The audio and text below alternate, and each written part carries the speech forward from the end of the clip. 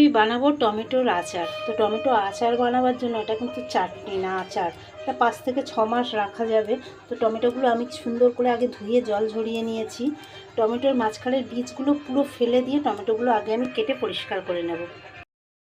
টমেটোটা দেখুন কি সুন্দর করে আমি পুরো কেটে নিয়েছি, কেটে পুরো পরিষ্কার করে নিয়েছি। এভাবে ভিতরের বীজ সব কিন্তু বের করে দিয়েছি।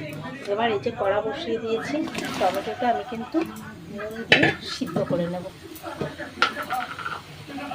পরিমাণ মতো নুন দিয়ে দেবো, দিয়ে আমি এটাকে সিদ্ধ করে নেব।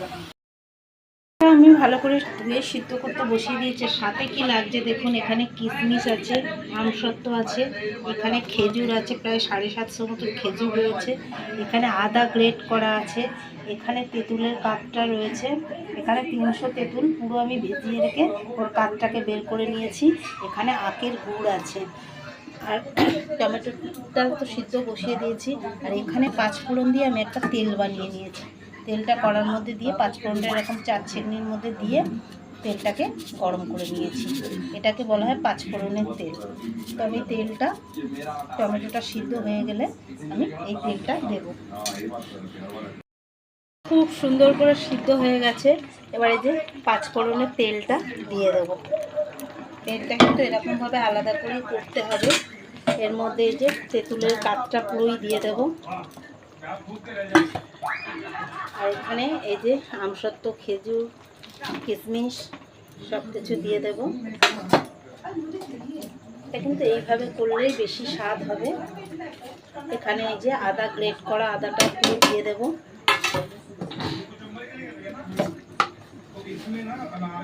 পরিমাণ মতো নুন দিয়ে দেব।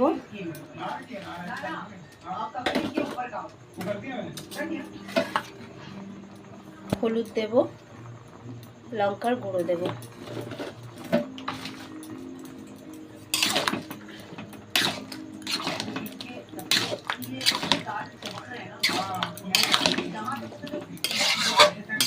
দিয়ে আমি এটাকে আবার আধ ঘন্টা ফুটতে দেব।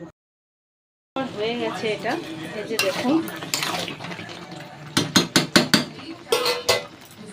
এবার আমি গুড়টা দিয়ে দেব। তো গুড়টা আমি কিন্তু দিয়ে দিয়েছি, আগের গুড় দেওয়ার পর এটা কিন্তু আরও এখন 15-20 মিনিট ধরে আমি ফুটতে দেবো। তারপর আমি কিন্তু এর মধ্যে একটা ভাজা মশলা অ্যাড করব। তো এই যে দেখুন আমার চাটনিটা কিন্তু একদম হয়ে গেছে। তো এই ধরনের আচার, টমেটোর আচার 5-6 মাস তো আরামসে রাখা যেতে পারে।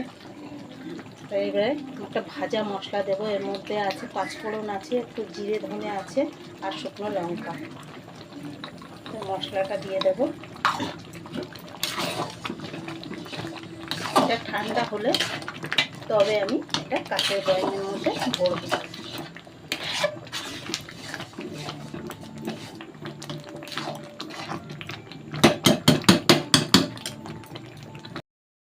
আচারটা কিন্তু আমার পুরো কমপ্লিট হয়ে গেছে। এই যে দেখুন ঠান্ডা হয়ে গেছে একদম, রঙটাও দেখুন কত সুন্দর হয়েছে। এটা অনেক দিন রাখা যাবে। যে আমি কাচের বয়ামের মধ্যে এটা ভরে নেব।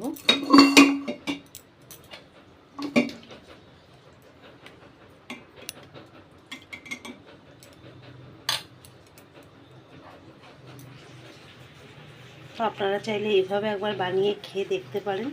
তো চলুন পরের ভিডিওতে আবার দেখা হবে আপনাদের সাথে।